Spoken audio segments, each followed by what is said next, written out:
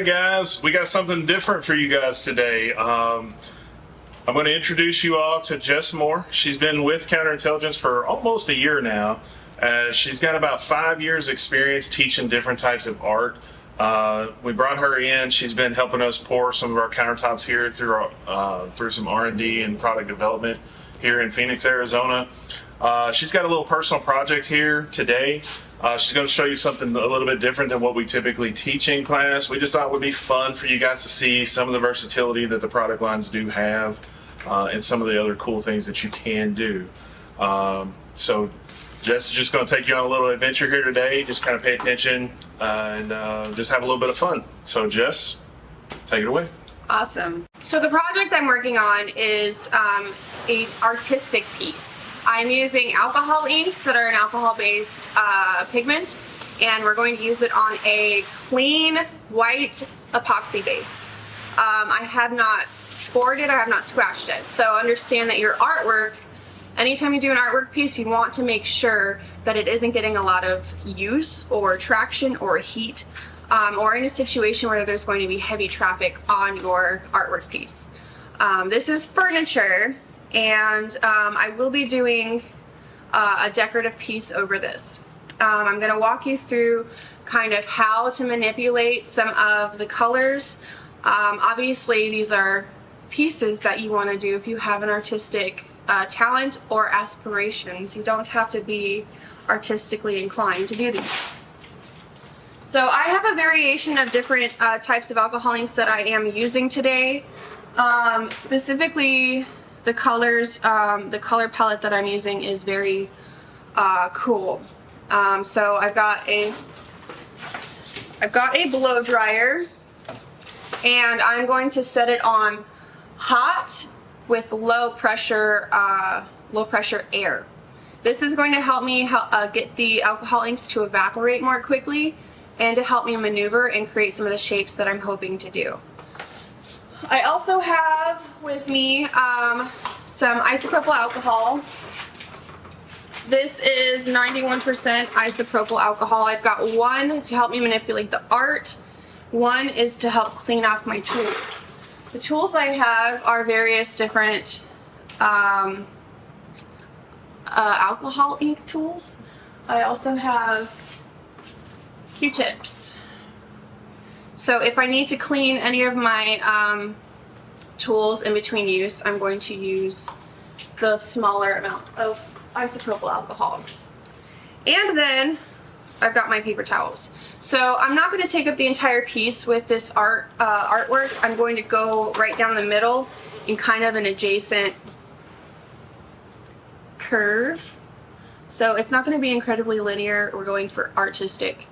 So I'm going to show you and hopefully walk you through some of the steps as to why I'm doing certain things and how I'm getting it to look the way I am. So, oh, don't forget your gloves. You don't want to forget your gloves because this stuff can stain and it's hard to get off. You can use isopropyl alcohol to clean it off, but let's get started with our artwork.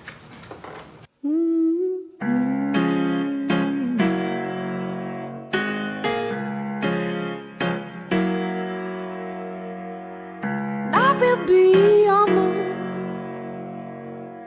you will be my sky, and I promise I will follow you until the end of the line.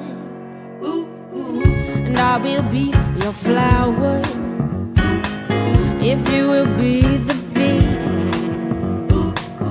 and I promise I will always give you the sweetest parts of me. 'Cause you're the tip to my top, the key to my lock. You're my breakfast in the morning. You're my up to my down and the king of my crown. And you're everything I want. You got that sweet, sweet honey. And I want it sweet, sweet honey.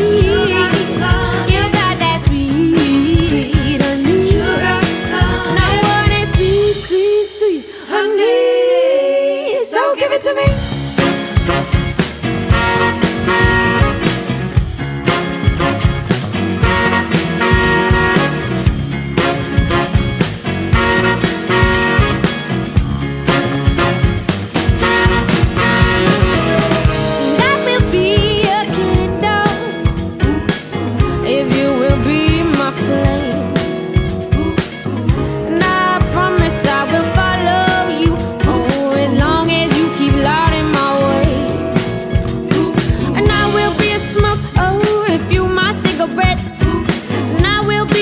shine if you'll be my silhouette. 'Cause I have waited for this day for so long. Can't wait to get you all alone. 'Cause you're the tip to my top, the key to my lock, and my breakfast in the morning.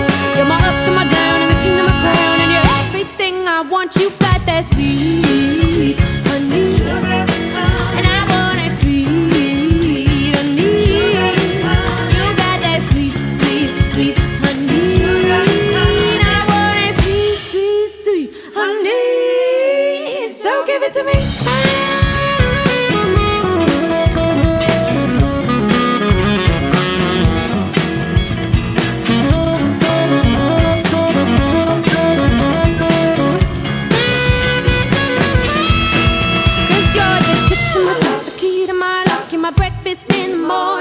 You're my up to my down and the king of my crown, and you're everything I want. You got that sweet honey. I want it. You got that sweet